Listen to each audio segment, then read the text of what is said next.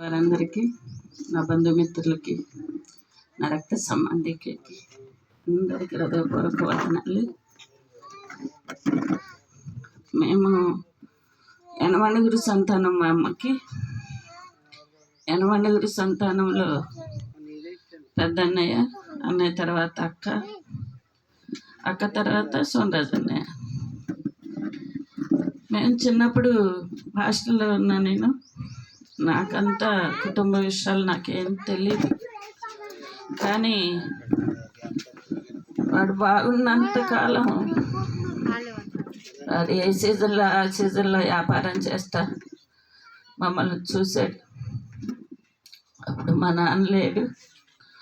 మా అమ్మ, అన్న పెద్ద అన్నయ్య మిలిటరీకి వెళ్ళాడు. అక్కళ్ళు అందరూ. మా నాన్న చనిపోయేటప్పటికి ఎవరికి పెళ్ళిళ్ళు కాల. అయినా సరే మా అమ్మ ఎవరిని కవతం కానీ ఎవరిళ్ళక్కడ పెడతాం కానీ చేయలే. మమ్మల్ని కొంతవరకైనా చదువుకు 5-6 తరగతుల వరకైనా మమ్మల్ని అందరినీ చదివించింది. గవర్నమెంట్ స్కూల్ అయినా ఆ రోజుల్లో అన్నం తినటమే కష్టం, కుటుంబం గడవటమే కష్టం. ఏదేమైనా దేవుని కాపుదల, మా అమ్మ ప్రార్థన, మేమందరం క్షేమంగా ఈరోజు ఇక్కడ నిలబడి దేవుని సన్నిధిలో ఇలా చెప్తున్నామంటే అది నిజంగా మా అమ్మ చేసిన ప్రార్థన, దేవుని కాపుదల. ఎప్పుడు ఎవరిని నీతిమంతులు పిల్లలు ఇచ్చేవారుగా ఉంటారు కానీ తీసుకునేవారుగా ఉంటారు. అలానే దేవుడు ఉన్నవారందరూ. అక్క సోనరాజు చనిపోయినాక కరోనా టైంలో హెలినాక చనిపోయింది. అక్క కూడా అనుకోకుండా చనిపోయింది. అన్నయ్య కూడా తేడా చేసింది, మీ అందరికీ తెలిసింది. అన్నయ్యకి ఇచ్చిన పిల్లలు నేను అనకూడదు, ఎన్నో సమస్యలు ఎదుర్కొన్నారు. ఆడపిల్లలు కానీ ఆడు కానీ మగ పిల్లాడు చాలా అంటే చాలా చెప్పలేమవి. అన్నీ సమస్యలు ఎదుర్కొన్నారు పిల్లలు, అన్ని బాధలు పడ్డారు. ఇప్పుడు దేవుడు వాళ్ళని ఎంత ఆశీర్వదించాడంటే, మేము ఎప్పుడో మా అమ్మ సమాధి కట్టాలని ఆడపిల్లలు అందరం అనుకున్నాం, కానీ చేయలేకపోయాం. ఎందుకంటే మా మేనల్లుడు అన్నాడు, ఆంటీ సమాధులు వద్దులే అన్నాడు. సరే ఆడ మాట ఎందుకు తోసేయాలని మేము విరమించుకున్నాం. తర్వాత నా మేనగోళ్ళు దాని పిల్లలు ఇప్పుడు అమెరికాలో చదువుకుంటున్నారు. ఇక్కడ తుమ్మలపల్లిలో ఎన్ని బాధలు పడిందో దాని పిల్లలు ఇప్పుడు అమెరికాలో చదువుకుంటున్నారు. దాని మొగుడు కోటీశ్వరుడు. అలానే నా మేనల్లుడు ఇప్పుడు 10 మందికి పెట్టే స్థితిలో ఉన్నాడు, ఎవరిని ఆశించే స్థితిలో లేడు. నా చిన్న మేనగోళ్ళు కూడా తన భర్త కూడా ఇద్దరు పని చేసుకుంటారు. వాళ్ళు కూడా దేవుడు ఆశీర్వదించాడు. ఎందుకు చెప్తున్నానంటే, తీసేసిన రాయి తలకు మూల రాయి. కాబట్టి దేవుడు మనల్ని ఎవరిని మనం తక్కువ చూపు చూడకూడదు. మంచి అయినా చెడైనా చేయగలిగితే మేలు చేయాలి, లేదంటే కాము కూర్చోవాలి అంతే. అంతేగాని ఏ పిల్లల విషయాల్లో కూడా చెడు తల పెట్టకూడదు. అది తప్పకుండా. ఇదివరకు ఇంటి చుట్టూ తనేవారు, ఇది మోటి సామెత. ఇప్పుడు మన దేవుని నమ్ముకున్నాం కాబట్టి మనం అట్లాంటి ఏం పట్టించుకో. ఇప్పుడు పొయ్యి చుట్టూతోనే అంటున్నారు, వెంటనే అది మన బిడ్డలకు తగులుద్ది. కాబట్టి ఎప్పుడు దేవుని వైపు చూద్దాం. ఎవరేం చేసినా భగవాని పని నాకు అప్పచెప్పమన్నాడు దేవుడు. దేవునికి అప్పచెప్పాము. పిల్లలు ఆశీర్వాదకరంగా ఉన్నారు. నా ఇద్దరు మేనగోళ్ళు, నా మేనల్లుడు. వాడికి 2 ఆడపిల్లలు. 2 ఆడపిల్లలు. మీరు యూట్యూబ్లో చూస్తారో తెలియదు కానీ వాళ్ళ వాక్యం చెప్తుంటే నేనే ఆశ్చర్యపోతా. ఆ జ్ఞానం దేవుడు నాకు ఇవ్వలేదే. వాళ్ళు అంత వాక్యం చెప్తారు, సండే స్కూల్ నడుపుతారు, చర్చే నడుపుతున్నారు. వాళ్ళిద్దరు అక్క చెల్లెలు కూర్చున్నారు. వాళ్ళిద్దరు పిల్లలు చాలా దేవునిలో ఎదుగుతూ, పెద్ద పాప అయితే మ్యారేజ్ అయింది. తన భర్త కూడా తనతో సహకరిస్తాడు. మంచి బిడ్డ. వాళ్ళిద్దరు ప్రార్థనాపూర్వకంగానే జీవిస్తున్నారు. నా మేనల్లుడు కానీ నా కూతురే కానీ దేవుని సన్నిధిలో దేవుని వాక్యానుసారంగా జీవిస్తున్నారు. అలానే నా పెద్ద మేనగోళ్ళు, వాళ్ళిద్దరు పిల్లలు, తన భర్త కూడా తన భర్త దైవ సేవకుడే. హైదరాబాద్లో మాల మహానాడు అధ్యక్షుడు అతను. అన్ని దేశాలు తిరుగుతాడు, అందరు మంత్రులతో ఉంటాడు. ఏమి దేవుడు తక్కువ చేయలే. అలానే నా చిన్న మేనగోళ్ళు కూడా ఇద్దరు కష్టపడుకుంటారు. ఇద్దరు పిల్లల్ని ప్రైవేట్ కాలేజీలో చదివించుకుంటున్నారు. దేవుడు వాళ్ళని నేను చెప్పలేను, దేవునికి ఎప్పుడు రుణపడి ఉంటాం. వాళ్ళని అంతగా ఆశీర్వదించాడు నా మేనగోళ్ళని. అలానే మేమున్న అక్క చెల్లెలం కూడా దేవుని వల్ల మా అమ్మ ప్రార్థన వల్ల మేమందరం బాగానే ఉన్నాం. అందరూ అక్క చెల్లెలు. కాకపోతే ఒకరికొకరు ఐక్యత లేదు. సహోదరులు ప్రేమ కలిగి ఉంటాం. ఎంతో మనోహరం అని చెప్తున్నా. నేను ఎప్పుడూ ప్రార్థన చేస్తూ మేమందరం అక్క చెల్లెలు ప్రేమగా అన్నదమ్ములం ప్రేమగా ఉండాలి. ఈ లోకంలో ఏమీ లేదు. అందరం చనిపోతే రాజ్యంలో ఈ లోకంలో ఉండగానే నా రక్త సంబంధికులందరూ పేర్లు జీవ గ్రంథమందు లెక్కించాలి అని నేను ఎప్పుడూ ప్రార్థన చేస్తాను. అలానే అందరం ప్రార్థన చేసుకుంటున్నాం. అందరం దేవుల్లో ఉన్నాం. అన్నయ్య చనిపోయి 14 సంవత్సరాలు అవుతుంది. అయినా మేము ప్రతి సంవత్సరం వస్తా. నేను మా మేనగోళ్ళు పెద్ద పిల్ల వస్తాం. అక్కడ ఇంటికి వచ్చి ఊరికే దండలేసి వెళ్ళిపోతాం. ఎవరూ చేయలేని పని నా మేనగోళ్ళు చేసింది. చాలా సంతోషంగా ఉంది. చెప్పలేనంత ఆనందంగా ఉంది నా మేనగోళ్ళు చేసిన పనికి. కాబట్టి నా రక్త సంబంధికుల కొరకు, నా మేనగోళ్ళు, నా అక్క చెల్లెలు, వారికి ఇచ్చిన బిడ్డల కొరకు మీరందరూ ప్రార్థన చేయండి. మేమెవ్వరూ దేవుని రాజ్యంలో విడవకుండా దేవుని ఇష్టంలో ఎప్పుడూ ప్రార్థనాపూర్వకంగా వాక్యానుసారంగా నిత్యము దేవుని సన్నిధిలో జీవించేవారుగా, లోకం వైపు మనుషుల వైపు మేము చూడకుండా దేవుని వైపే చూసేవారుగా మేము ఎప్పుడు ఉండాలని మా అందరి కొరకు నిత్య ప్రార్థనలో పెట్టమని దేవుడిచ్చిన సాక్ష్యాన్ని దీవించును గాక. ఆమేన్. యేసుక్రీస్తు వారి పరిశుద్ధ నామంలో కూడి వచ్చిన ప్రతి ఒక్కరికి వందనములు. మరి నా పేరు ప్రిస్కిల్లా. మరి మీరు విన్నట్టుగా సువర్ణరాజు గారి మనవరాల్ని, సువర్ణరాజు గారి కొడుకు అయినటువంటి సురేష్ కుమార్ గారి కూతురు మద్దా ప్రిస్కిల్లా. అంటే రీసెంట్గా కూడా వివాహం అయ్యింది వేపూరులో, చీరాల. నాకు 10 సండే స్కూల్స్ ఉన్నాయి. ఎక్కడైతే సండే స్కూల్ జరగదో అక్కడికి వెళ్ళి చెప్పేస్తా.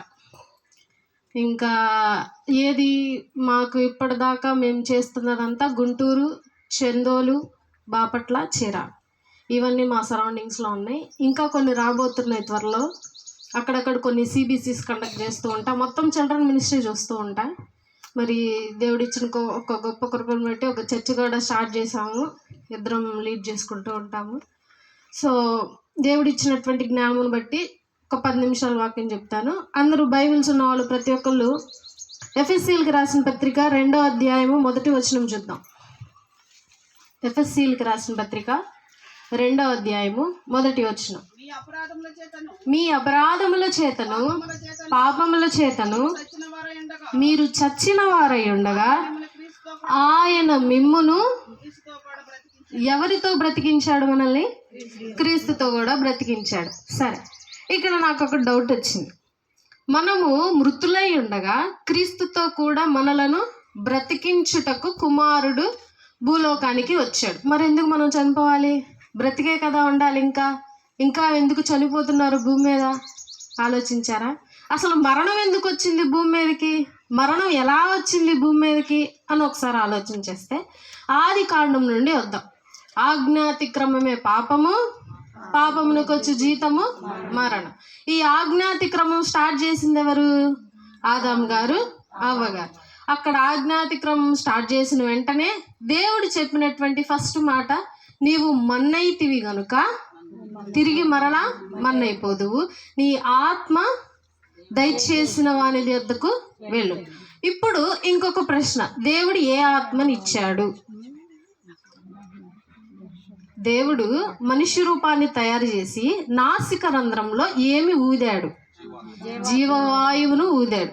ఇప్పుడు మనిషి చనిపోయాక భూమిలో పాత పెడతారు. ఇప్పుడు నేనున్నాను, జీవిని అంటే బ్రతికున్నాను. ఇప్పుడు నన్ను జీవాత్మ ఉంది నాలో. ఇప్పుడు ఒక మృతమైనటువంటి దేహం ఉంది, దానిలో జీవాత్మ ఉందా? లేదు. ఏమైంది? జీవం మట్టిలో కలిసిపోయింది, ఆత్మ మాత్రం లోపల ఉంది. ఇప్పుడు దేవుడు ఏం దయచేశాడు? జీవాత్మను మనకు దయచేశాడు. మరి జీవాత్మే కదా తిరిగి వెళ్ళాలి మరలా పరలోకానికి, దేవుని యొద్దకి, అవునా కదా? మరి జీవాత్మ ఎలా వెళ్తుంది? ఆదాము గారు అమ్మగారు చేసినటువంటి పాపానికి మనందరము మరణమై భూలోకంలోనే ఉండిపోతామని చెప్పి తండ్రి ఒక యాగం చేయడానికి మొదలుపెట్టాడు. ఏంటా యాగం? సిలువ యాగం, బలియాగం. ఎవరిని పంపించాడు తండ్రి? కుమారుణ్ణి భూలోకానికి పంపించి తన రక్తాన్ని ప్రోక్షించమని చెప్పి ఆ రక్తం ద్వారా పాపక్షమాపణ కలిగించి, పాపక్షమాపణ నుండి మనకేమొచ్చింది? విడుదల వచ్చింది, మరలా జీవించే శక్తి మనకు లభించింది. ఇప్పుడు ఈ మనిషి ఎప్పుడు జీవాన్ని పొందుకొని మరలా దేవుని యొద్దకు వెళ్తాడు? వచనం చూద్దాం. 1 దెస్సలోనికలో రాసిన పత్రిక 4:16. ఆర్భాటముతోను ప్రధాన దూతల శబ్దముతోను దేవుని బూరతోను పరలోకము నుండి ప్రభు దిగివచ్చును. క్రీస్తునందుండి మృతులైన వారు మొదట లేతురు. చాలు. ఇప్పుడు ఎప్పుడు వస్తారంట యేసుక్రీస్తు ప్రభువారు? రాయబడలేదు. కానీ యేసుక్రీస్తు ప్రభువారు ఆర్భాటముతోనూ దూతల సైన్యముతోనూ పరలోకం నుండి భూమి మీదకి దిగి వచ్చిన వెంటనే ఫస్ట్ ఎవరు లేస్తారు? చనిపోయిన ప్రతి ఒక్కళ్ళు లేస్తారా? క్రీస్తునందు చనిపోయిన వారు మాత్రమే లేపబడతారు. వీళ్ళెవరు? క్రీస్తునందు చనిపోయిన వాళ్ళు అంటే ఏంటి అర్థం? బాప్తిస్మం తీసుకున్న వారు మాత్రమే ఫస్ట్ లేపబడతారు. తర్వాత ఇంకో వచనంలో ఉంటుంది, ఆ లేచినటువంటి వారు మహిమ శరీరమును ధరించుకొని లేస్తారు. వచ్చేసిందా జీవం? ఆత్మకు జీవం వచ్చేసింది, మరలా తిరిగి శరీరం వచ్చేసింది, తిరిగి ఎక్కడికి వెళ్ళిపోతుంది? పరలోకానికి. ఇప్పుడు మనము క్రీస్తునందున్నామా, లోకమునందు ఉన్నామా? ఆలోచించారా ఎప్పుడైనా? మనం ప్రతిసారి ప్రార్థనకు వెళ్తూనే ఉంటాం, ప్రతి ఆదివారం బైబిల్కి వెళ్తాము, ఎక్కడైనా రిఫరెన్స్ చెప్తే చదువుతాము, చక్కగా పాటలు పాడతాము, అన్ని విధాలుగా బాగానే ఉంటాం. మరి మన జీవితం క్రీస్తునందుందా, లోకమునందుందా?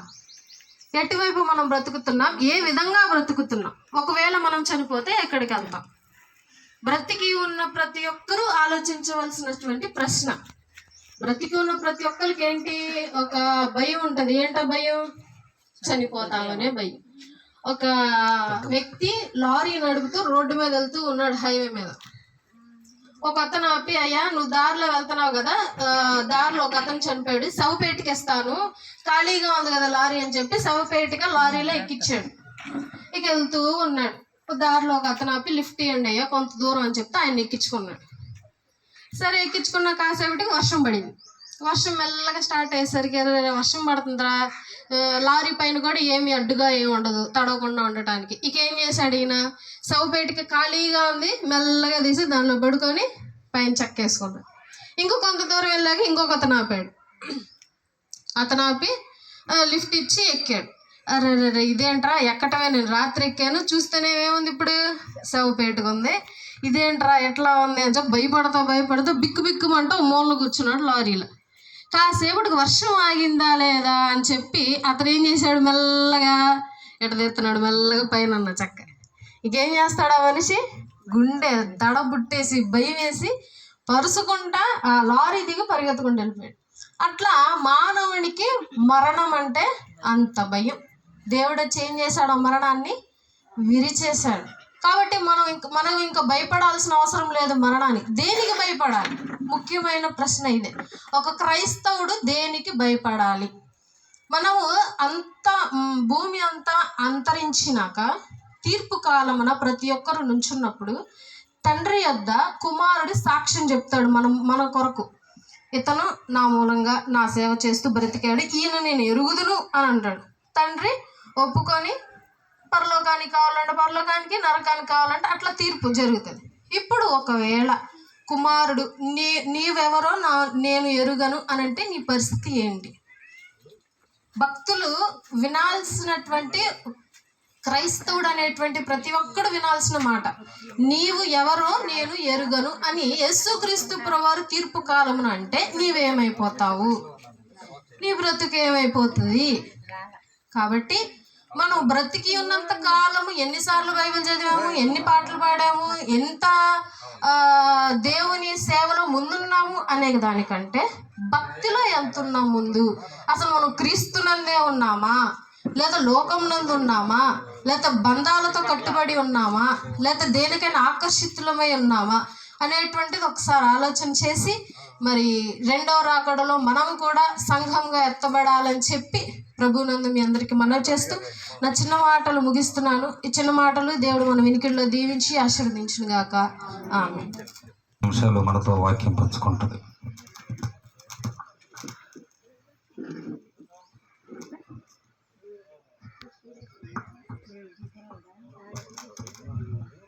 మన ప్రియుడు మన రక్షకుడైనటువంటి యేసుక్రీస్తు వారి పరిశుద్ధ నామంలో మీ అందరికీ నా హృదయపూర్వకమైనటువంటి వందనాలు. మరి నేనెవరో అని అంటే మద్దాసు వన్నరాజు గారి ఏకైక పుత్రుడు మద్దా సురేష్ కుమార్ గారి రెండవ మనవరాలు, కూతుర్ని. తను మా అక్క. నేను బిఎస్సీ నర్సింగ్ చదువుతున్నాను, అక్కడే గుంటూరులో ఉంటాను నేను. మరి నా గురించి పరిచయం అయింది. ఒక 2 మాటలు నేను వాక్యం చెప్తాను. ఒకసారి మనం జ్ఞాపకం చేసుకుంటే, దేవుడు ఆఖరి నిమిషంలో మనిషికి మరణం అయిపోతున్నావు అనే సంగతిని తెలియచేస్తాడంట. ముందు తెలుసా అంటే ఆ సంగతి ఎవరికైనా? మరణించే ముందు నేను చనిపోబోతున్నాను అనే ఒక సంఘటన ముందే దేవుడు ఏం చేస్తాడు? బ్రతికుండంగానే తెలియజేస్తాడు. ఆ సంఘటనలో మానవుడు మామూలుగా ఏం చేస్తాడు? భయపడతాడు, ఇంకా పిల్లల గురించి ఆలోచిస్తాడు, ఆస్తులు ఏమైపోతాయి అని ఆలోచిస్తాడు. కానీ ఒక వ్యక్తి మాత్రం వీటి గురించి ఏవి ఆలోచించకుండా దేవునితో పాటు యేసుక్రీస్తు ప్రభువారితో పాటు స్థానాన్ని సంపాదించుకున్నారు. ఆ వ్యక్తి ఎవరో చూద్దాం. లూకాసు వార్త 23వ అధ్యాయము 42-43 వచనాలు చదువుదాం. లూకాసు వార్త 23వ అధ్యాయము 42-43 వచనం. ఆయనను చూచి యేసు నీవు నీ రాజ్యములోనికి వచ్చినప్పుడు నన్ను జ్ఞాపకము చేసుకొనమనెను. అందుకైన వారితో నేడు నీవు నాతో కూడా పరదేశులో ఉందువని నిశ్చయముగా నీతో చెప్పుచున్నానని. ఈ వ్యక్తి ఎవరో అర్థమైంది కదండి? దొంగ. తను దొంగతనం చేసినప్పటికీ మనుషులతో, ఇప్పుడు దొంగతనం చేశారంటే మనిషిని దగ్గర తీసుకుంటారా? బాగా అసహ్యంగా చూస్తారు, దగ్గరికి తీసుకురారు. ఆ దొంగతనం చేసిన డబ్బులు మంచికి ఉపయోగించని, చెడుకు ఉపయోగించని, అది తర్వాత పని. కానీ ఒక దొంగ అని ముద్ర పడినప్పుడు తన దగ్గర తీసుకుంటారా? తీసుకోరు. ఈ యొక్క దొంగ ఆఖరి నిమిషంలో ప్రాణం పోతుంటే తన కుటుంబం గురించి ఆలోచించాలి, తన ఇరుగు పొరుగు వారి గురించి ఆలోచించాలి. తను ఆ క్షణాన మారు మనస్సు పొందాడు. చాలామంది మనం ఈస్టర్లో చూస్తే కనుక ఎక్కువ చెప్పే మాట ఏంటి? ఆయన ఏమైనా బాప్తీసం తీసుకున్నాడా ఆ దొంగ పరదేశంలోకి రావటానికి? నీ యొక్క హృదయము శుద్ధంగా మారినప్పుడు దేవుడు ఖచ్చితంగా నిన్ను అంగీకరిస్తాడు. ఆ యొక్క దొంగకి చాలా జీవితాన్ని ఇచ్చాడు, అయినప్పటికీ తను మారలేదు. ఆఖరి నిమిషంలో దేవుడు నన్ను క్షమిస్తాడేమో అన్న ఆశతో తను ముందడుగు వేశాడు, దేవునితో పాటు స్థానాన్ని సంపాదించుకున్నాడు. ఈరోజు మనం కూడా ఆలోచించాలి. మనం మరణించేపోయే ముందు ఏం ఆలోచిస్తున్నాం? మన పిల్లలు ఏమైపోతారు, మన ఇరుగు పొరుగు వారు ఏమైపోతారు, నేను సంపాదించినటువంటి డబ్బులు కానీ పొలాలు కానీ ఏమైపోతాయి అని ఆలోచిస్తున్నారా? పరలోకంలో స్థానము దక్కట్లేదనేది ఆలోచిస్తున్నారా అనేది అందరూ కూడా సుపరీక్ష చేసుకోవాలి. మరొక వాక్యం చూద్దాం. ప్రసంగి గ్రంథము 9వ అధ్యాయము, ప్రసంగి గ్రంథము 9వ అధ్యాయము 5వ వచనం. బ్రతికి ఉండి వారు తాము చతురని ఎరుగుదురు, అయితే చచ్చిన వారు ఏమియో ఎరుగరు, వారి పేరు మరువబడి ఉన్నది, వారికి ఏ లాభమును కలుగదు. వారిక ప్రేమింపరు, పగబెట్టుకొనరు, అసూయపడరు, సూర్యుని క్రింద జరుగు వాటిలో దేని యందును వారికి నెప్పటికి వంతు లేదు. ఇక్కడ స్పష్టంగా చెప్పాడు, నువ్వు బ్రతికున్నప్పుడే నీకేం తెలుసు, మరణం అయిపోతావు ఒక రోజున అనేటువంటి సంగతి నీకు ముందుగానే తెలియబడి ఉన్నది. తర్వాత ఏమంటున్నారు, నీవు మరణించిన తర్వాత కూడా ఎటువంటి లాభము లేదు అని ఇక్కడ స్పష్టంగా రాయబడి ఉంది. నేను ఒక ప్రార్థనకి వెళ్ళాను, అక్కడ వాక్యం బోధిస్తున్నారు, మొత్తం అయిపోయింది. ఆ యొక్క స్త్రీ అనే ఆమె ముందు అన్యురాలుగా ఉంది, తర్వాత దేవుళ్ళలోకి వచ్చింది. చక్కగా వాళ్ళ అమ్మగారు మరణిస్తే ప్రార్థన పెట్టుకుంది, అంతా బాగానే ఉంది. తర్వాత భోజనాలు పెట్టుకుంటారు కదా, మ్యాక్సిమం అందరూ పెట్టుకున్నారు, అయిపోయింది. ఆమె ఏం చేసిందంటే ఒక ఇస్త్రాకు తీసుకుంది, దానిలో అన్నం వేసింది, వగైరా కూరలన్నీ వేసి పాయసం ఏమన్నట్టు ఒక గ్లాసులో పెట్టి సపరేట్గా నీళ్ళు ఒక దాంట్లో పెట్టి ఒక బయట పెట్టింది. నాకు డౌట్ వచ్చింది, ఎందుకు పెట్టింది ఇలాగా, ఎవరైనా వచ్చి తింటారా, ఎండలో వచ్చి తింటారా ఎవరైనా కూర్చొని తింటాం. వెళ్ళి అడిగాను, ఏమండి బాగానే ఉంది, అన్నం ఉంది, సర్దారు, ఎందుకు పెట్టారు ఇక్కడ?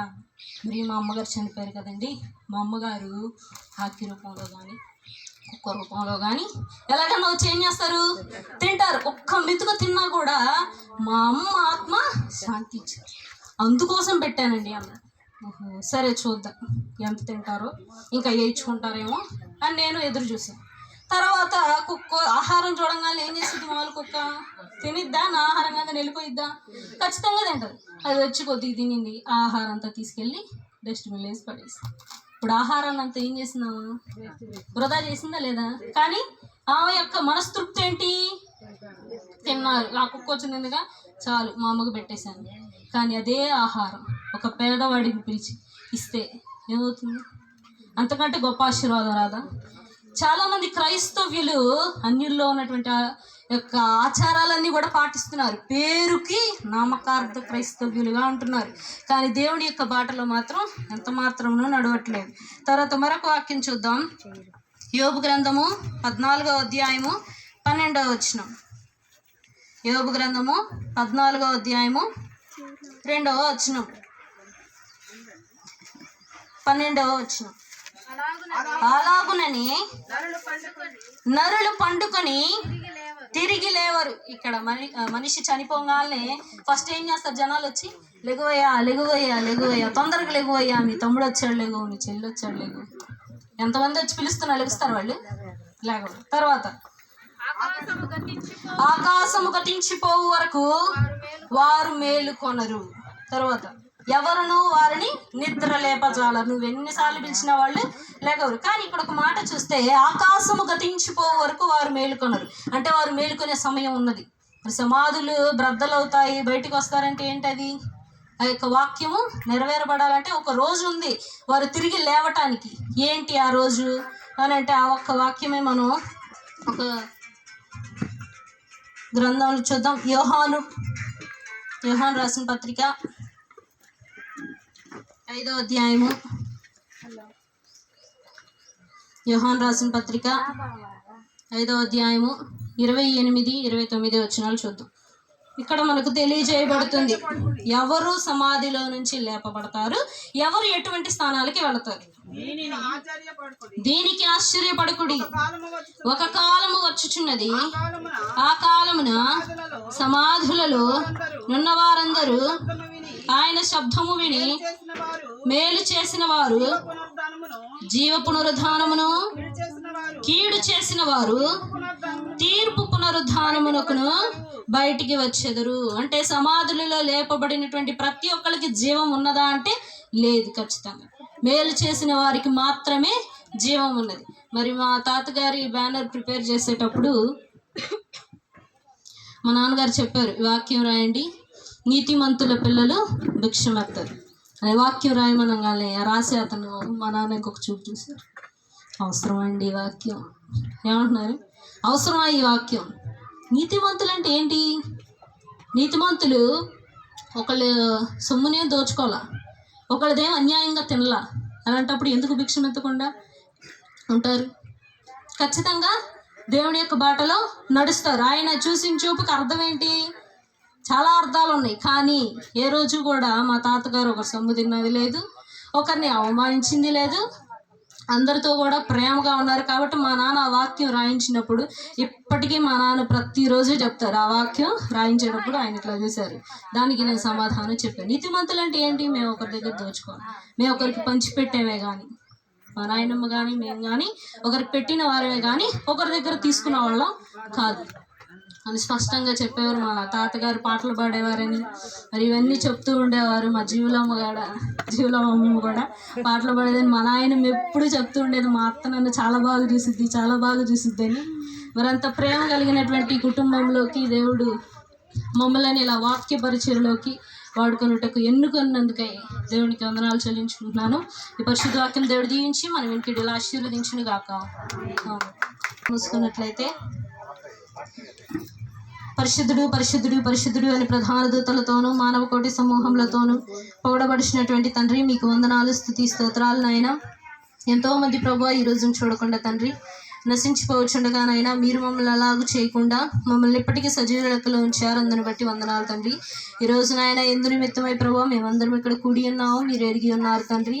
మరి నాయన నీ యొక్క బిడ్డ ప్రభువా మరి సువర్ణరాజు గారు తండ్రి, తాతగారి నాయన జ్ఞాపకార్థ కూడిక తండ్రి, నీ యొక్క బిడ్డలు క్షేమంగానైనా ఇక్కడ తీసుకొచ్చినందుకే వందనాలు చెల్లించుకుంటున్నాం ప్రభు. వాక్య రూపంలోనైనా ప్రతి ఒక్కరితో నీవు మాట్లాడినటువంటి విధానాన్ని బట్టి వందనాలు తండ్రి. పాటల ద్వారా మీ నామం మహింపరచబడిందని నమ్ముచున్నాం నాయన.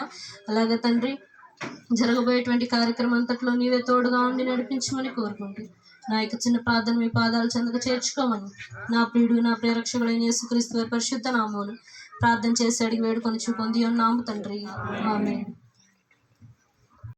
జన్మదినానికి పెద్ద ప్రాముఖ్యత లేదు, ఎందుకంటే అందరూ తల్లి గర్భం నుంచి ఒకే రీతిగా జన్మిస్తారు. మరణ దినానికంటే వారు ఏ విధంగా మరణించారు, ఒక పాపిగా మరణించారా విశ్వాసిగా మరణించారా అన్న దాని మీదే దేవుడు దృష్టి పెడతాడు. ముఖ్యంగా సువర్ణరాజు గారి కుటుంబంతో నాకు చిన్నప్పటి నుంచి కూడా మంచి అనుబంధం ఉంది. దానికి కారణం మా అక్కగారిని ఈ ఇంట్లో ఇచ్చాము. మా బావగారు జీవమ్మ గారికి తమ్ముడు. వారిది కొల్లిపరైనప్పటికీ కూడా తండ్రి లేకపోవటం వలన జీవమ్మ గారే వారి తమ్ముడు వివాహం ఇక్కడే మన సిఎస్ఐ పాత చర్చిలో జరిపారు. ఆ వివాహానికి నేను వచ్చా అప్పుడు చిన్నప్పుడు. తరువాత సువర్ణరాజు గారి అబ్బాయికి మళ్ళా మా మేనకోడల్ని ఇవ్వటం జరిగింది, వీరి తల్లి గారిని. ఆ విధంగా జీవమ్మ గారితో సోమరాజు గారితో కూడా మంచి అనుబంధం ఉంది. సోమరాజు గారిని చిన్నప్పటి నుంచి కూడా నేను ఎరుగుదును. మరి వేసవకాలం వచ్చిందంటే వారు తాటి ముంజులు సైకిల్ మీద తీసుకొచ్చి అమ్మేవారు. ఎలా కష్టజీవి. సైకిల్ షాప్ పెట్టారు, తర్వాత బండి పెట్టారు. ఏదో ఒక విధంగా కష్టం చేసి రూపాయి సంపాదించారు కానీ ఎప్పుడు కూడా అన్యాయంగా అక్రమంగా ఎవరి మీద సంపాదించాల. మరి నేను చివరిసారిగా వారిని ఎప్పుడు చూశానంటే సోమరాజు గారి పిల్లలు హైదరాబాద్లో నా దగ్గర ఉన్నారు, ముగ్గురు. వారు జీతం రాగానే బాబాయ్ ఎలాగో గుడివాడ వెళ్తున్నావు కదా, తుమ్మలపల్లి వెళ్ళి మా నాన్న కొంచెం డబ్బులు ఇవ్వమని నాకు ఇచ్చారు. అప్పుడు నేను ఆ డబ్బులు తీసుకుని సోమరాజు గారు ఇవ్వడానికి తుమ్మలపల్లి వచ్చాను. అప్పుడు ఆయన కాలంలో 2 కుండలతో నీళ్లు తీసుకుని 2 చేతులతో పట్టుకొస్తున్నారు. సరే వచ్చాను, చెప్పాను, ఇచ్చాను అని ఆయన ఒకటే మాట అన్నారు, నా ముగ్గురు పిల్లలు హైదరాబాద్లో మీ దగ్గర ఉన్నారంటే నాకు చాలా సంతోషం. వారి గురించి నేను ఆలోచించాల్సిన పని లేదు, క్షేమంగా ఉన్నారని అనుకుంటున్నాను అని ఒకటే మాట అన్నారు. ఆ విధంగా సోమరాజు గారు మంచి కష్టజీవి. ఏ సీజన్లో ఆ వ్యాపారం చేసి ఎవరి మీద ఆధారపడకుండా మరి కుటుంబాన్ని పోషించుకుంటూ వచ్చారు. ఇక వాక్య భాగానికి మనం వచ్చినట్లయితే సాధారణంగా చనిపోయిన వారిని చనిపోయాడు అని మనం అనం, ఏమంటాము, నిద్రించను అంటాం. మనం సమాధుల తోటకి వెళ్తే ఎక్కడ చూసినా కూడా పలానా వ్యక్తి పలానా సంవత్సరం పలానా నెల పలానా తారీఖు నందు ప్రభునందు నిద్రించను అంటాం. నిద్రించను అని ఎందుకు అంటారంటే నిద్రించిన వ్యక్తి గంటకో 3 గంటలకో 5 గంటలకో తిరిగి లేస్తాడు. అందుకే దాన్ని నిద్ర అంటాం, తిరిగి లేస్తారు కాబట్టి. అలాగే చనిపోయిన వారు కూడా ఒకానొక దినమందు లేస్తారు. ఆర్భాటముతోనూ ప్రధాన దూత శబ్దముతోనూ మనిషి కుమారుడు దిగి వచ్చినప్పుడు క్రీస్తునందు మృతులైన వారు మొదట లేతురు. కాబట్టి చనిపోయిన వారంతా ఒక దినం లేపబడతారు కాబట్టి అందుకే వారు నిద్రించును అంటాం. యేసు ప్రభు కూడా ఒక సందర్భంలో మరణాన్ని నిద్రతో పోల్చాడు. యాయిరు కుమార్తె చనిపోయినప్పుడు, ఈ చిన్నది నిద్రించుతున్నదే కానీ చనిపోలేదు, మీరు ఎలా ఏడ్చి గొల్లు చేస్తున్నారు అంటున్నాడు. కాబట్టి ప్రభువునందు మృతి చెందిన వారు ధన్యులు. ఎందుకంటే ఈ లోకంలో రకరకాల జీవితాలు జీవించి మరణిస్తూ ఉంటాం.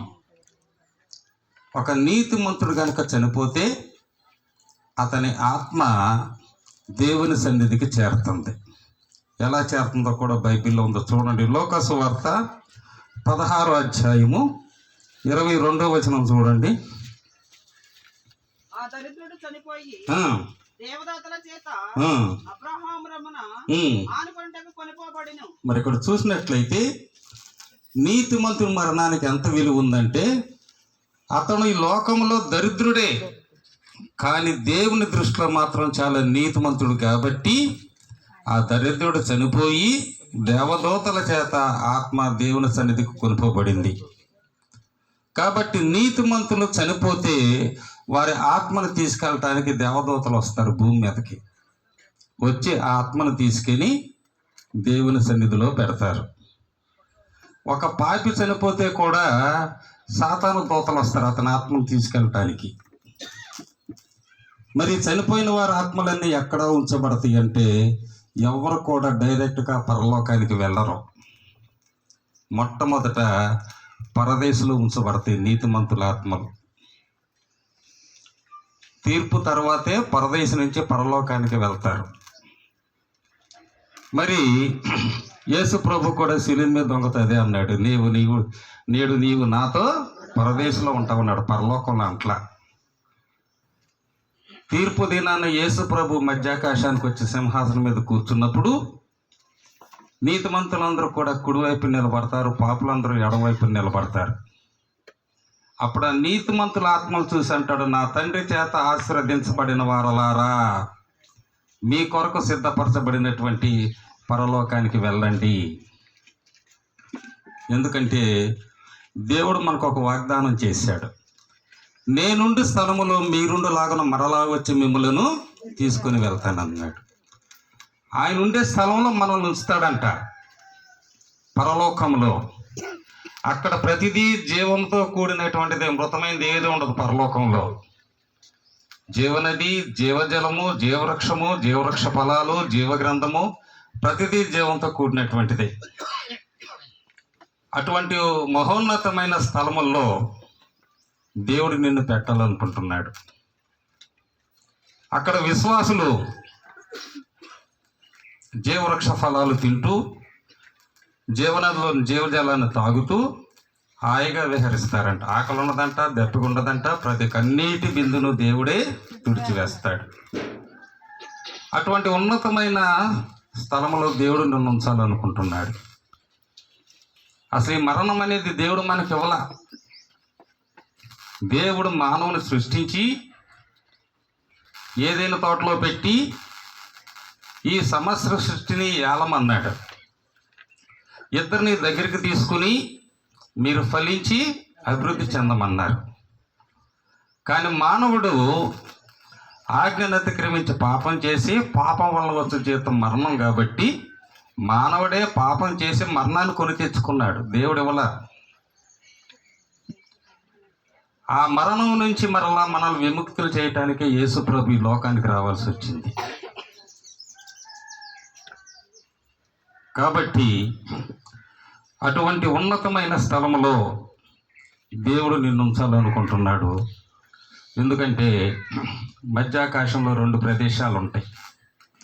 ఒకటి పరదైసు, ఇంకొకటి హేట్స్ అనేటువంటి స్థలం. HADES, హేట్స్ అంటే నశించిన ఆత్మలు ఉండు చోటు. భూమి మీద చనిపోయినటువంటి వారు నీతిమంతులేమో పరదేశకు వెళ్తారు, నశించినటువంటి పాపులు ఆ హేడ్స్ అనే స్థలానికి వెళ్తారు.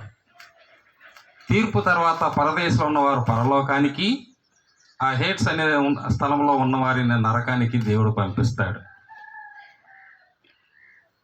మన ఆత్మకే తీర్పు ఉంటుంది. ఆదికాండంలో మనం చూసినట్లయితే దేవుడైన యెహోవా నేల మట్టితో నరుని నిర్మించి వాని నాసికారంధ్రాల్లో జీవాయు ఊదగా నరుడు జీవాత్మాయను, జీవంతో కూడినటువంటి ఆత్మ. కాబట్టి దేవుడు స్త్రీ పురుషులకి 3 భాగాలు ఇస్తున్నాడు: శరీరము, ఆత్మ, ప్రాణం. ఇవి జంతువుల్లో పక్షుల్లో ఉండదు ఆత్మ, ఒక్క మానవులకే పెట్టాడు దేవుడు ఆత్మ.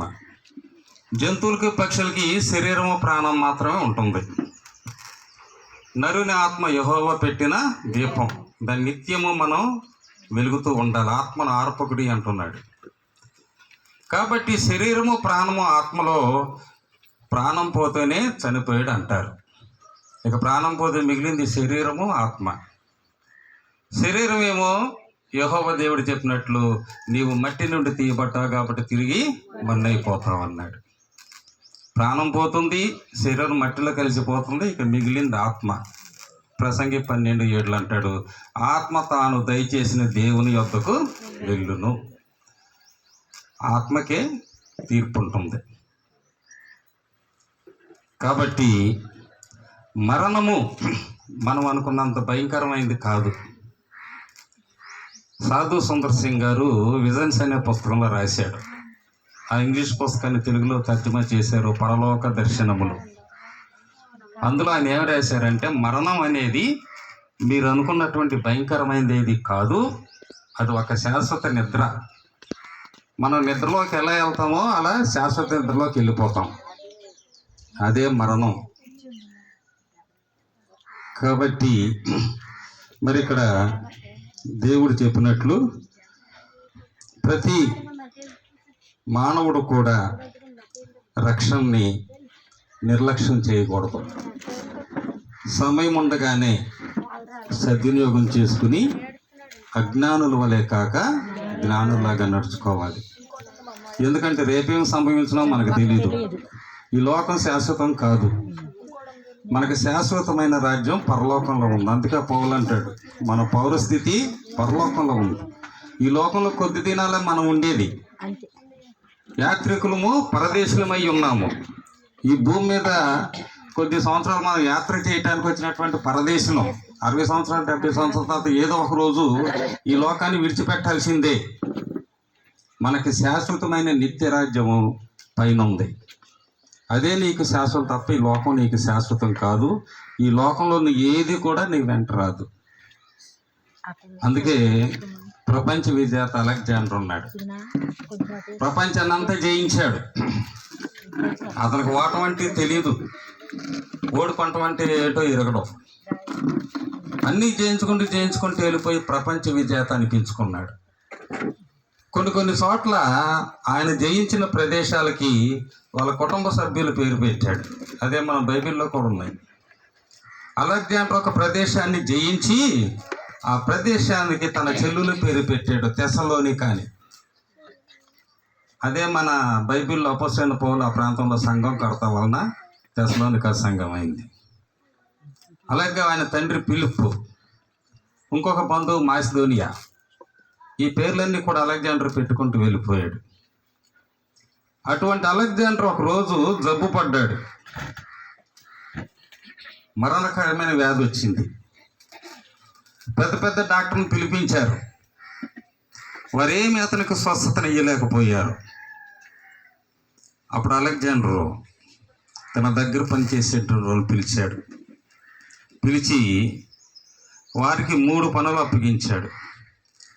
ఒకటేంటంటే, ఈ లోకంలో ఉన్న పెద్ద ప్రసిద్ధి పొందిన డాక్టర్లందరినీ పిలిపించండి అన్నాడు. రెండవది, వెలగల రత్నాలని వజ్రాలని దారి పొడుగునా చల్లండి అన్నాడు. మూడవది, నేను చనిపోయినప్పుడు శవపేటికి నుంచి నా 2 చేతులు బయటకు కనపడేటట్టు పెట్టమన్నాడు. 3 కోరికలు. ఆ పరిచర్లకు అర్థం కాల ఎందుకు ఈ మాటలు చెప్తున్నాడు. అప్పుడు అలెగ్జాండర్ చెప్పింది ఏంటంటే, ఈ లోకంలో ఏ వైద్యుడు మనకు స్వస్థతనివ్వలేడు. అది నేను గ్రహించాను. నేను ప్రపంచాన్ని జయించాను కానీ వ్యాధిని జయించలేకపోయా. దేవుడు మాత్రమే స్వస్థతనివ్వగలడు. నిన్ను స్వస్థపరుచు యెహోవా అని నేనే అన్నాడు. అతడు పొందిన దెబ్బల చేత మనకు స్వస్థత కలుగును అన్నాడు. రెండవది, ఈ లోకంలో ఏదైతే మనం మిక్కిలి వెలగలివి, ముత్యములు, విలువగలివని అనుకుంటావో మరణకరణములో అవేమీ మనకి పనిచేయవు, వృధా. మూడవది, 2 చేతులు ఎందుకు బయట పెట్టమన్నానంటే, నేను తల్లి గర్భములో నుండి రక్తహస్తాలతో వచ్చాను, అదే రక్తహస్తాలతో తిరిగి వెళ్ళిపోతున్నా. ఈ 3 లోకానికి తెలియజెప్పండి. నా మరణము ద్వారా ప్రజలందరికీ ఈ 3 విషయాలు గ్రహించి వారి జీవితాలను మార్చుకోవాలన్నాడు అలెగ్జాండర్. కాబట్టి అలెగ్జాండర్ చెప్పిన మాటలు మనం గ్రహించినట్లయితే అనేక సార్లు మనం వ్యాధిగ్రస్తులు అవుతాం. కొన్నిసార్లు మరణకరమైన వ్యాధి వస్తుంది. ఆ సమయంలో ఏ వైద్యుడు మనల్ని రక్షించలేడు. డబ్బు వృధా. బైబిల్లో దీర్ఘకాలిక వ్యాధిగ్రస్తులు 2 ఉన్నారు. రక్తస్రావపు రోగి, 12 సంవత్సరాల నుంచి వ్యాధి అనుభవించింది. డబ్బంతా అవజేసింది, ఒంట్లో ఉన్న బ్లడ్ అంతా బ్లీడింగ్ అయిపోయింది. ఇకేం లేదు, ఇక మరణమే శరణం అనుకుంది. ఆ సమయంలో బైబిల్ ఒక మంచి మాట రాయబడింది. మార్కు 5:27 చూడండి. మార్కు సువార్త 5:27. చాలండి. ఈ రక్తస్రావ రోగి ఏం చేసింది? యేసును గూర్చి విన్నది. వినట వలన విశ్వాసము కలుగును. మరి ఆవిడ యేసును గూర్చి విందంటే ఎవరో ఒకరు యేసును గూర్చి ఆమెకు చెప్పుండాలి. ఎవరు చెప్పుంటారు? అదే ఊరిలో సేన అనేటువంటి ఒక వ్యక్తి ఉన్నాడు. ఈ సేన అనేక దెయ్యాలు పట్టినటువంటి వ్యక్తి. ఇతను ఏం చేస్తున్నాడు? రోడ్డు మీద ఉండి వెళ్ళిపోయే వాళ్ళందరినీ రాళ్లతో కొట్టి గాయపరుస్తున్నాడు. ముసలోళ్ళని, మొక్కల్ని, ఆడవాళ్ళని, పిల్లలందరినీ రాళ్లతో కొట్టి గాయపరుస్తున్నాడు. అప్పుడు ఆ గ్రామస్తులు ఏం చేశారంటే, ఈడు ఊర్లో ఉండాల్సినోడు కాదు, అందరినీ గాయపరుస్తున్నాడని గొలుసులతో బంధించి తీసుకెళ్లి శ్మశానంలో పడేశారు. యేసు ప్రభు ఆ ప్రాంతానికి రావటం జరిగింది. అప్పుడు సేనలో ఉన్న దెయ్యాలు మాట్లాడుతున్నాయి. యేసు, సర్వోన్నతుడైన దేవుని కుమారుడా, మాతో నీకేమి పని అన్నప్పుడు యేసు ప్రభు ఇతన్ని వదిలిపెట్టి వెళ్ళిపోమన్నప్పుడు ఆ దెయ్యాలు కోరుకొని, అయ్యా నీవు కనుక అనుమతిస్తే ఆ సముద్రంలో పందుల మందులోకి వెళ్తామన్నారు. దేవుడు వెళ్ళమన్నాడా వద్దన్నాడా? అంటే దేవుడు మన ప్రార్థనే కాదు, ఆ దెయ్యముల విజ్ఞాపన కూడా ఆలకించేటువంటి దేవుడు. ఆ దెయ్యాలు కోరినట్టే వెళ్ళమన్నాడు. వెళ్ళిని ఆ పందులు ఊపిరాడక సచ్చినాయి.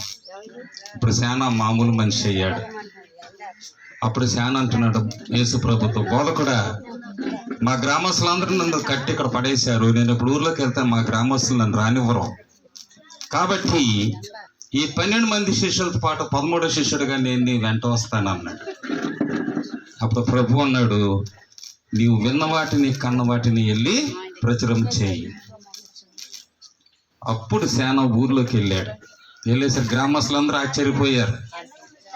ఏంటి, మంచి బట్టలు వేసుకున్నాడు, అంతకుముందు అంతా రక్త మార్కలు, గాయాలు ఉండే కదా, ఈ మనిషి ఇట్లా తయారవటం కారణం ఏంటి? నా గ్రామస్తులందరూ కూడి ఆ సేనని అడిగారు, నీవి స్థితికి కారణం ఏంటి అంటే అప్పుడు ఆ సేన చెప్తున్నాడు, ఎవరో నజరేయుడైన యేసు అంట నా దగ్గరికి వచ్చాడు, నాలో ఉన్న దురాత్మలన్నీ వెళ్ళగొట్టి నన్ను స్వస్థపరిచాడు, ఊర్లోకి వచ్చాను అన్నప్పుడు ఆ సేన చెప్పిన సాక్ష్యము ఆ గుంపులో ఈ రక్తస్రావ రోగి విన్నది. అందుకే బైబిల్లో రాశారు, ఆమె యేసును గూర్చి విని, సేన చెప్పిన సాక్ష్యం ఈవిడ వింది.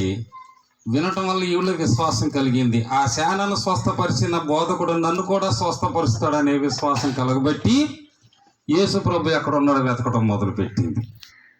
ఎక్కడో కొండ మీద ప్రసంగం చేస్తున్నాడని తెలిసింది. పాపం నడవటానికి శక్తి లేదు, ఒంట్లో రక్తం లేదు, బలహీనత, నడవలేని స్థితిలో ఉన్నప్పటికీ కూడా ఆవిడలో విశ్వాసం మాత్రం పోలా. వెళ్ళింది, కొండ దాకా వెళ్ళింది. ఎక్కడో కొండ మీద ఉన్నాడు ప్రభు, ఇప్పుడు కొండపైకి ఎక్కాలి. ఒక బైబిల్ పండితుడు రాశాడు, ఆ రక్తస్రావపు రోగి యేసు ప్రభును కలవటానికి కొండ మీదకి నడవటానికి శక్తి లేక పాకుతూ పాకుతూ వెళ్ళిందంట కొండపైకి. ఎంత విశ్వాసం చూడండి. అందుకే యేసు ప్రభు అన్నాడు, కుమారి నీ విశ్వాసమే నిన్ను స్వస్థపరిచింది, సమాధానం గలదానివై వెళ్ళు. 12 సంవత్సరాల నుంచి నీకు సమాధానం లేదు, ఇప్పుడు నేను నీకు సమాధానం ఇస్తున్నా, వెళ్ళమన్నాడు. కాబట్టి స్వస్థపరుసు యెహోవా దేవుడే. మనం ఎవరి మీద ఆధారపడకూడదు, దేవుని మీదే ఆధారపడాలి. కనుక మరి మనం జీవించేటువంటి జీవితం దేవునికి ఇష్టమైనదిగా ఉన్నప్పుడే ఆయన రాజ్యంలో మనం స్థానం సంపాదించుకుంటాం. అందుకే బైబిల్ ఉంది, క్రీస్తు నందున్న మృతులు మాత్రమే పరదేశకు వెళ్తారు. ఎవరైతే క్రీస్తుని గురిగా చేసుకుని జీవిస్తారో, ఎవరైతే క్రీస్తు యందు జీవిస్తారో వారు మాత్రమే పరదేశంలో స్థానం సంపాదించుకొని తర్వాత పరలోకానికి వెళ్తారు, నిత్య రాజ్యం. కాబట్టి దేవుని రాజ్యంలో నువ్వు చేరాలంటే ఒక్కటే మార్గం, అది మరణం. మరణం ద్వారానే నువ్వు దేవుని రాజ్యంలోకి వెళ్ళగలవు తప్ప వేరే మార్గం ఏదీ లేదు. అందుకే ప్రభు చెప్తున్నాడు, నేనే మార్గమును సత్యమును జీవమును. అది అనారోగ్యం వల్ల మరణం కావచ్చు, యాక్సిడెంటల్గా కావచ్చు, ఆత్మహత్య కావచ్చు, ఏదైనా మరణం ద్వారానే మనం దేవుని దగ్గరికి చేరుకోగలుగుతాం. కాబట్టి ఈ కాలంన సోనరాజు గారు వారు జీవించినటువంటి జీవితం మరి కష్టజీవిగా జీవించారు. అనేక వ్యాపారాలు చేశారు, ఎవరి మీద ఆధారపడకుండా, ఎవరిని ఆశించకుండా. మరి బైబిల్లో చక్కని వాక్యం ఉంది, నీతిమంతుని మరణం తర్వాత ఆయన పిల్లలంట ఆశీర్వదించబడతారంట. మరి ఈరోజు ఆయన బిడ్డలు 3 కూడా చాలా ఉన్నతమైన స్థితిలో ఉండి దేవుని వాక్యాన్ని ప్రకటించేవారుగా ఉన్నారు, మనం చూస్తున్నాం.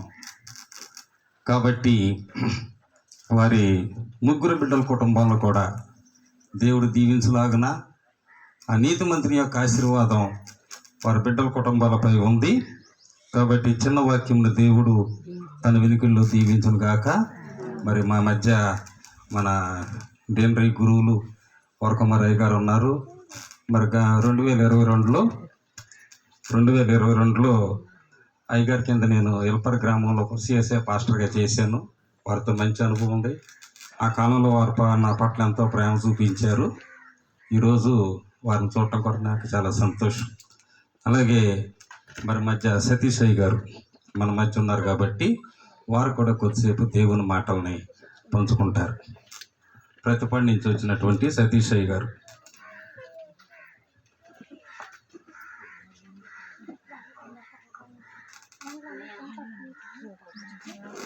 దేవునికి స్తోత్రం కలుగునుగాక. ప్రియమైనటువంటి దేవుని బిడ్డలారా, మీరు ఎండలో బాధపడుతున్నారు, మీ బాధ నాకు అర్థమవుతుంది. ఎదురు 3 చైర్స్ ఉన్నాయి, ఎదురు 3 వస్తే కొంచెం అడ్జస్ట్ అవుతారు. ఈ కుర్చీలు ఎదురు సరిపోతుంది. గారి యొక్క సంస్మరణ కోరికలో కూడి వచ్చినటువంటి బంధువులు, రక్త సంబంధికులు, శ్రేయాభిలాషులందరికీ ప్రభావైన యేసుక్రీస్తు వారి నామములో వందనాలు తెలియజేయచ్చు ఉన్నాం. మరి మన బొంబాయి చైర్మన్ గురువులు రెవరెండ్ వరకుమరయ్య గారికి ప్రత్యేకమైన వందనాలు. మరి సురేష్ గారి పిల్లలకి, మద్దోళ్ళకి చాలా వందనాలు. ఆ సేవ పరిచర్య సురేష్ చేయాల్సిందే. అందరం కలిపి ఆ ప్రాంతాల్లో తిరిగాం, కానీ సురేష్ దగ్గర డ్రాప్ అయిపోయాడు. మరలా అయినప్పటికీ పిల్లలు వచ్చేసరికి వాక్యం చెప్పినప్పుడు ఎవరి పిల్లలు అంటే సురేష్ పిల్లలు చెప్పినప్పుడు చాలా సంతోషించాను. చాలా కష్టపడిపోయిన వాళ్ళు, సురేష్ కానీ రోహిత్ కానీ చిన్నపిల్ల కానీ వాళ్ళ గురించి. ఎందుకంటే సురేష్ నా సమకాలీకుడు. మేమందరం కలిసి అన్ని పనులకు వెళ్ళాం. రాత్రులు సుందరరావు గారిని వస్తే పగలంతానేమో పనికిళ్ళు వచ్చి రాత్రులు సైకిల్ తొక్కుంటూ సువార్తకి వెళ్ళాం. ఆ టైంలో మా అందరికంటే ముందే సురేష్ సేవకి వెళ్ళిపోతాడన్నటువంటి ఒక కాన్ఫిడెంట్ ఉంది. కానీ దేవుని చిత్తం కాదేమో మరి అలా బాపట్ల వెళ్ళిపోయి అక్కడ ఉండటం వాళ్ళ పిల్లల్ని దైవికంగా పెంచడం అది దేవుడి చక్కటి అవకాశం. At the same time Ruth పేరు శ్రావణి, మనందరం తెలిసిన పిల్ల వేరు, ఇప్పుడున్నటువంటి పిల్ల వేరు. మనందరూ తెలుసు మా కమ్మటి చిముడి కారుతూ నత్తలేరుతూ చందమ్మ గారికి ఎంత కష్టపడిందో. ఇప్పటికీ ఆ మాటలు చెప్పడానికి మా దగ్గరికి ఎప్పుడు వచ్చినా కానీ ఆ మాటలు చెప్పడానికి సిగ్గుపడతాం. నేను ఆ రీతిలో కష్టపడ్డాను, దేవుడు మాకు తోడుగా ఉన్నాడు. వాళ్ళు ఎంత కష్టపడ్డారో తెలుసు, కానీ ఎంత కష్టపడ్డా కానీ నువ్వు దీర్ఘాయుష్మంతులు ఉన్నట్లు నీ తల్లిని తండ్రిని సన్మానించము. చిన్నపిల్ల ఏ పేరో పాప పేరు వెనకాల కూర్చుని నా పేరు చెప్పలేదు, మీరు చూస్తున్న మధ్యలో అంటేనే భయం అసలుకి సుజ్ఞానం. ఆ పాప కూడా చక్కగా మరి మంచి భర్త కోస్తా జిల్లాలో పాలకొల్లు దగ్గర నానాజీ వాళ్ళిద్దరు కూడా చాలా అన్యోన్యంగా ఉండి అందరు కష్టపడుతున్నారు. చక్కగా కష్టపడి ఉన్నతలోకి వెళ్ళటం.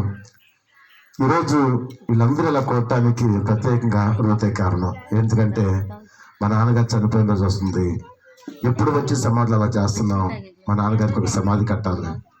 మేము ఎదిగాం, ఎంత కష్టపడినా మా జ్ఞాపకాలు అక్కడ కావాలి, మా తల్లిదండ్రులే కావాలని చెప్పి చాలా హైదరాబాద్ నుంచి వచ్చి నన్ను ఏర్పాట్లు చేసుకుని మరలా రావాలని. ఆ పాప ఇక్కడికి వచ్చినప్పుడు ఫుల్ జ్వరం, అసలుకి మాట్లాడటం కూడా చాలా ఇబ్బందికర పరిస్థితుల్లో వచ్చి అన్నీ కూడా సమకూర్చుకుని మరలా వెళ్ళిపోయి అందరినీ పిలుచుకొని మా వాళ్ళందరూ రావాలి, ఎంతమంది వస్తారన్నమాట అందరికీ చెప్పాను. అందరూ వస్తారని ఎంత ఎక్సైటింగ్ గా ఫీల్ అయిందో ఈ రోజు వీళ్ళందరినీ చెప్పడం చాలా సంతోషంగా ఉంది. నీతిమంతులను జ్ఞాపకం చేసుకున్నట ఆశీర్వాదకరం. ఒకరి జన్మదినం కంటే మరణ దినం మేలని ఈ చనిపోయిన దినాన్ని అందరిని పిలిపించి మరి అందరూ కూడా మాట్లాడారు. ఇంకా నేను మాట్లాడే టైం కూడా కాదు. ఈ రీతిగా అందరూ కూడి వారి యొక్క తల్లిదండ్రులను, వారి తండ్రి గారిని, వాళ్ళ మా అమ్మని జ్ఞాపకం చేసుకుని చాలా కాలం తర్వాత వాళ్ళ అమ్మను కూడా అక్కడ తీసుకొచ్చారు. మరీ సంతోషం అంటే కనకమ్మ గారా, కరెక్టేనా? నుంచి అందరూ చూస్తారు, అసలు చూసినట్లేదు. మరి చాలా కాలం చాలా మందికి తెలియదు, నువ్వు ఒకసారి లేచిన భర్త చూస్తారు. మరి కనకమ్మ గారు ఇక్కడ మీ అందరితో ఇక్కడ చాలా మందికి తెలియదు. కొత్త కోడళ్ళు చాలా మంది ఉన్నారు, ఆ వెళ్ళిపోయిన తర్వాత వచ్చిన వాళ్ళు చాలా మంది కొత్త కోడళ్ళు. మరి చాలా కాలం తర్వాత ఆమెను చూడటం కూడా చాలా సంతోషం. నా నాన్న నేతాజీ గారు కూడా ఉన్నారు. అదే ఒకసారి నుంచి వాళ్ళందరూ చూస్తారు, మీరు ఎప్పుడో వెళ్ళిపోయారు, వాళ్ళందరూ కూడా చూడాలి కదా. ఈ మతాన్ని గది నుంచి వెళ్ళిపోయి మరి దేవుని కృపను బట్టి అందరూ ఆ ప్రాంతాల్లో ఉన్నారు. ఇంకా వచ్చారా చాలా మంది, వాళ్ళందరూ కూడా వచ్చారు. వాళ్ళందరూ కూడా ఈ రీతిగా కూడి దేవుని స్తుతించడానికి, దేవుని గణపరచడానికి గొప్ప అవకాశం ఇచ్చాడు. మరణం అనేది అందరికి వచ్చేది, మరణాన్ని తప్పించుకునే మానవుడు ఎవరు లేరు కనుక మరి అందరూ కూడా చక్కటి మాటలు చెప్పారు.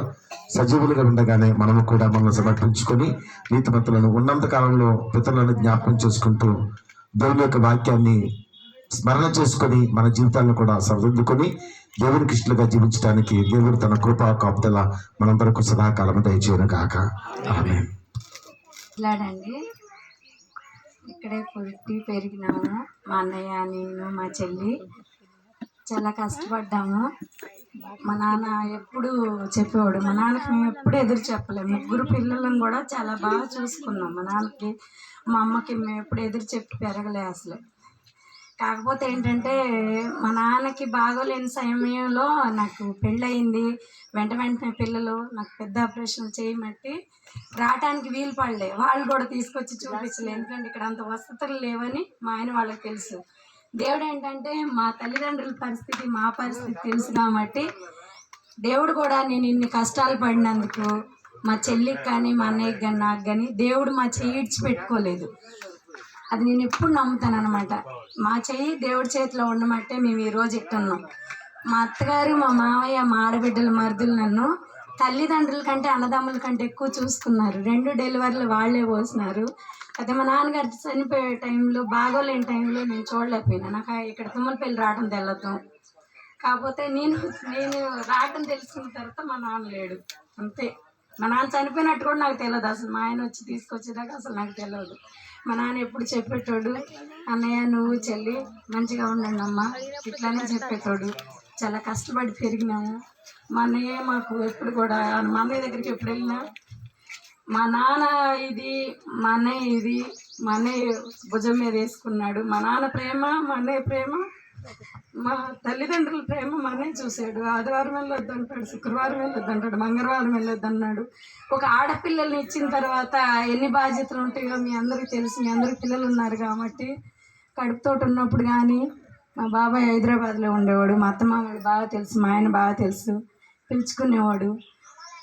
ఒక పుట్టిల్లు లెక్క. నా పిల్లలు తెలంగాణ పిల్లలు కాబట్టి చిన్న పిల్లే తెలంగాణ వాళ్ళు అంటే ఏడ్చేది. మరి మా అన్నయ్య మరి ఒక తల్లి లెక్క, తండ్రి లెక్క మమ్మల్ని, నన్ను, మా చెల్లిని బాధ్యతలు చూసుకున్నాడు. ప్రతి ఒక్క విషయంలో బాధ్యతలుగా మరి కడుపుతోటి ఉన్నప్పుడు కానీ ఏదైనా ఫంక్షన్లు అయినప్పుడు కానీ మేనమామ గారిని బాధ్యతలు చేశాడు. కాకపోతే మా నాన్నకి ఎప్పుడైతే నాకు తుమ్మలపల్లి రావటం తెలిసిందో, ఎప్పుడు వచ్చినా సరే ఆ సమాధి ఇప్పుడు ఇట్లా నెరలిచ్చిపోయి ఉండేది. నేనేదో ఆ మట్టి ఈ మట్టి వేసి ఆ చెరువులో వాళ్ళని పట్టుకుని వేయటం, మళ్ళీ సంవత్సరం వచ్చేసరికి వర్షాలకి ఇట్లా అయిపోయి ఉండేది. ఎలాగైనా కట్టాలని అనుకున్నాను, ఎవరికి చెప్పకుండా వెళ్ళి చూపిద్దాం అనుకున్నా. నా వల్ల కాలే, తెలిసిపోయింది. బావగారు మద్దోళ్ళనే ఇచ్చినాం ఆయనకి, బాగా వాడుకున్నా. సతీష్ బావలే సమాధులకు హెల్ప్ చేసినాడు, అయ్యగారు హెల్ప్ చేసినాడు. మా బాబాయ్ గారు నన్ను ఒక కూతురు లెక్క బాగా చూసుకునేవాళ్ళు. మా అత్తగారు వాళ్ళకి ఆచారాలు ఎక్కువ, అన్నిటికీ వాళ్ళ ఆచారాలకు తగ్గట్టు పులిట్టిల్లు లెక్క పిలుచుకున్నారు. మేము హైదరాబాద్ వెళ్ళినప్పుడు మేము చాలా చిన్నపిల్లలం, మమ్మల్ని ఎవరు ఉద్యోగంలో తీసుకోలే. మా బాబాయ్ మాకు చీరలు కట్టి మా చెల్లికి నాకు ఉద్యోగం చేయించి, మా అన్నయ్య మేము ఎప్పుడు కూడా ఏ విషయంలో కూడా దేవుడిని మర్చిపోలే. తుమ్మలపల్లిలో మా అన్నయ్య ఉన్నప్పుడు చిన్నప్పుడు సుందరరావు అన్నయ్య, మా బావ వీళ్ళందరూ చేసినప్పుడు మా అన్నయ్య అసలు పెళ్లి చేసుకుంటాడా, అసలు ఈ దేవుని సేవ చేసుకుంటాడేమో అన్నట్టు ఉంటుండే. మా నాన్న ఎప్పుడు కూడా కుటుంబారాధన మాకు పాటలు పాడి మాకు రోజు అధ్యాయం నేర్పించి మా కుటుంబారాధన చేసుకునేవాళ్ళం. మమ్మల్ని ఏసన్న గారి ప్రార్థనకి మేము చిన్న చిన్న పిల్లలం, మాకు నిద్రే వచ్చేది కాదు. ఆల్ నైట్ ప్రేయర్స్ గుడివాళ్ళ జరుగుతాయి, వెళ్ళేవాళ్ళం. ముఖ్యంగా మా పరిశుద్ధ పెద్దమ్మ, మా జార్జి పెద్దనాన్న మా నాన్నని దేవుళ్ళకి బాగా నడిపించారు. రిట్వీట్లకు కానీ వాటికి కానీ తీసుకెళ్ళేవాడు. ఇప్పుడు మా మధ్యన మా పెద్దన్నయ్య, చిన్నన్నయ్య, పరిశుద్ధ పెద్దమ్మ, మా పెద్దన్నయ్య వీళ్ళందరూ చాలా ప్రేమగా చూసుకునేవాళ్ళు. జీవత్త వీళ్ళందరూ చాలామంది పేర్లు మర్చిపోయినా కానీ తుమ్మలపల్లి అంటే నాకు చాలా ఇష్టం. ప్రతి సంవత్సరం వస్తున్నా కానీ ఎక్కడో ఇల్లు ఏం తెలియదు, అందరినీ వచ్చి పలకరించుకుంటాను. మీరు అందరూ వచ్చినందుకు చాలా థ్యాంక్స్. మీరందరూ వచ్చి మమ్మల్ని ప్రేమించి నేను పిలవంగాలని వచ్చి మరి అందరూ మా మాటలు విన్నందుకు, మమ్మల్ని ప్రేమించి వచ్చినందుకు థ్యాంక్స్. మీరు అందరూ అన్నం తిని వెళ్ళండి. వందనాలు మీ అందరు. కాబట్టి చిన్న ప్రార్థన చేద్దాం. ప్రభునందు నిద్రించి మళ్ళా క్రీస్తు రాకట్లో సమాధుల నుంచి మేలుకొని ప్రభు రాజ్యాన్ని స్వతంత్రించుకునేటువంటి ప్రియ సహోదరుడు వద్ద సోనరాజు గారి ఆత్మ కొరకు, విడిచి వెళ్ళినటువంటి సతీమణి కొరకు, కుమారుని కొరకు, కుమార్తెల కుటుంబాల కొరకు, వారు జరిగించేటువంటి సేవా పరిచర్లన్నిటి కొరకు చేరిన మనందరి కోసం చిన్న ప్రార్థన చేసుకుందాం. కృపామయుడ, కనికరము కలిగిన మా దేవ, నిశ్రేష్టమైన నామమునకు వందనాలు, స్తోత్రాలు. నీ కృప చేత మమ్మలను స్థిరపరిచిన మధ్యాహ్నకాల సమయంలో ఈ రీతిగా చేరి మీ నామాన్ని కొనియాడటానికి దేవా, నీవు మాకు అనుగ్రహించిన ఇటు సమయాన్ని బట్టి నీకు వందనాలు, స్తోత్రాలు. మా జీవము ఏపాటిది ప్రభువా, అనుచితమైన జీవాన్ని మాకు ఇచ్చిన నిజాలని వయో పరిమాణముతో మమ్మల్ని దర్శించి మించిన తోడనే నరులారా తిరిగి రండి అని పిలిచి ప్రతి ఒక్కరిని చెంత చేర్చుకుంటున్న దేవా నీకు వందనాలు, స్తోత్రాలు. ఈ లోకంలో ఉన్నంతకాలం మేము నీకు దూరమై ఉన్నామని మేము ఎరగటానికి సహాయం చేయండి అయ్యా. మా జీవితం అనేది అయ్యా అనుచితమని తెలుసుకోవడమే కాకుండా ప్రభా, మరణం అనేది అది తథ్యమే, అందరికీ వచ్చేదే. మాకంటే ముందు ప్రభా నీ ప్రదాసను మీరు పిలిచారు, నీ చెంత ఉన్నాడని మేము నమ్ముచున్నాం ప్రభా. ప్రభా, చనిపోయి తిరిగి లేచినని మీరు నమ్మినట్లయితే అదే ప్రకారము క్రీస్తుని నిద్రించిన వారందరూ కూడా లేపడతారని వాటిని సెలవిచ్చినట్లుగా ఒకనాడు నీ రాకడ సమయంలో ప్రభా నీ బోరధ్వని విని నీ కుమారుడు నేను సమాధిలో నుంచి మేలుకొని నీ రాజ్యాన్ని స్వతంత్రించుకునే భాగ్యం దాయిచ్చి ప్రభా, నాయన నీతిమంతుల ఆత్మలను నీ స్వాధీనంలో నన్ను సెలవించే కనుక నేను నీ దాసుడు ప్రభా నీ చెంత ఉన్నాడని ఒక దినాన్న ప్రభా తప్పకుండా అవి మేము చూస్తామని మేమందరం కలిసి నీ రాజ్యాన్ని స్వతంత్రించుకుంటామని మేము నమ్ముచున్నాం ప్రభా. అదిగా ప్రభా బిడ్డను జ్ఞాపకం చేసుకునే భాగ్యాన్ని మీరు అనుగ్రహించిన దాన్ని బట్టి నీకు 4 స్తోత్రాలు.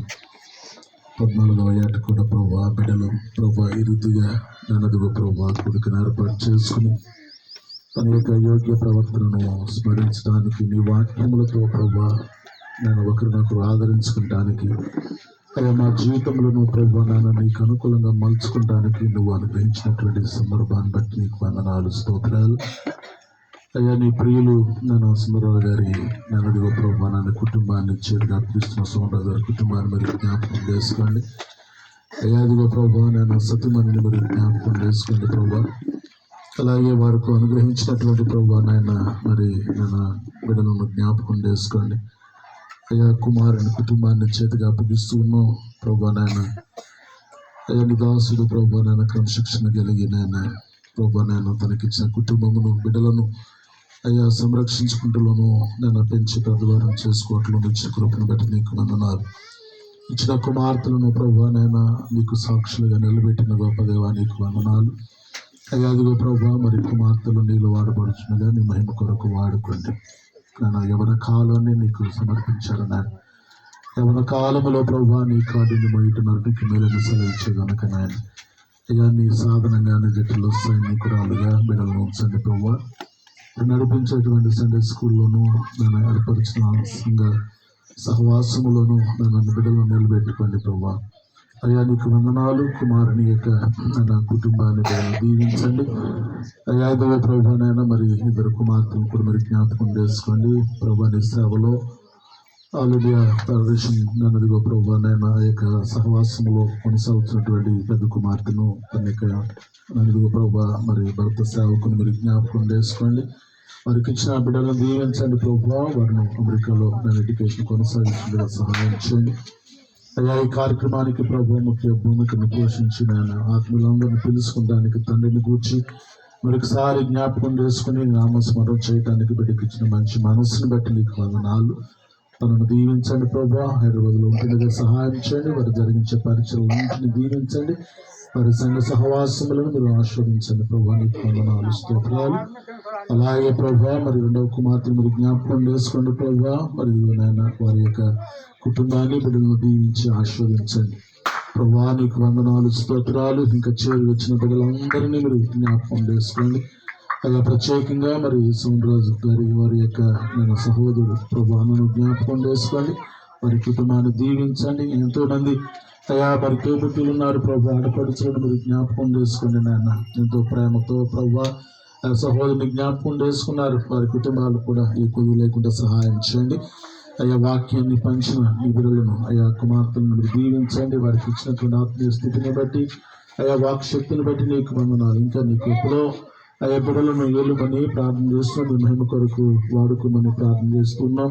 అలాగే నీ సేవకులు భక్తురాజు మీరు జ్ఞాపకం చేసుకోండి. తనకు జరిగిస్తున్న పరిచయం దీవించి ఆస్వాదించండి. తన కుటుంబాన్ని బిడ్డలను దీవించండి. మా మధ్య ఉన్నటువంటి డిసిఐ గారు సతీసాయి గారిని కూడా మీరు జ్ఞాపకం చేసుకోండి. తన కుటుంబాన్ని జరిగించే పరిచయం దీవించండి. ఇప్పటివరకు నీ పాస్టులు కలుపున్న ప్రభా కుమారుని యొక్క యోగ్యతను గూర్చి అయ్యా నీ వాక్యను గూర్చి ప్రభా మేము స్మరించున్నాం. ఉన్న వాక్యాన్ని హృదయంలో ఉంచుకోవడమే కాకుండా ఈనాటికైనా ప్రభా మేము ఈ లోకాన్ని విడిచిపెట్టవలసిన వారిని అయ్యాదిగా లోకములో జీవితంత కాలము ప్రభా నాయన పైనున్న వాటి మీద మనసు పెట్టి భూసంబంధమైన వాటిని కూర్చున్నాను అయ్యాదిగా ప్రభా మేము ఆలోచించకుండా నాయన భక్తి విశ్వాసములో జీవించడానికి సహాయం చేయండి. మీరు పరిచయం అయినారు కనుక మీరు ఈ లోకములో జీవించినంత కాలము భయంతో బ్రతకమని సెలవిచ్చే కనుక నేను అయ్యాదిగా ప్రభా నీతి మంత్రులుగా నేను జీవించడానికి మీరు మాకు సహాయం ఇచ్చమని ప్రార్థన చేస్తున్నాం.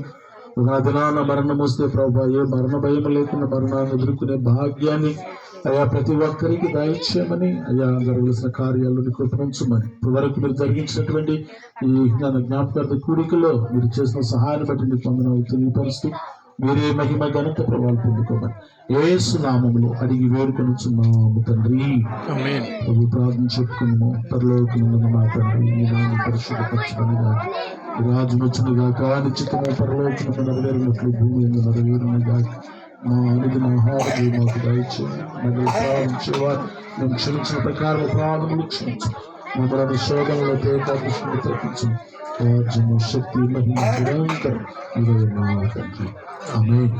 మన ప్రొఫైల్ క్రీస్తు కృపయు తండ్రైన దేవుని ప్రేమ పరిశుద్ధాత్మను నిత్య సహవాసం ఈ లోకాన్ని విడిచిపెట్టి మీతో ఉన్నటువంటి నీ దాసుడు మా దోషంలో రాత్రికి విడిచి వెళ్ళిన సతీమణికిని కుమారుని కుటుంబములకును కుమార్తెల గృహాలకును మనవాళ్ళ మనవరాళ్ళకును అలాగే సహోదరి సహోదరులకును చేరిన మనందరికీ ఇప్పుడు ఎల్లప్పుడూ సదాకాలము తోడైండును గాక.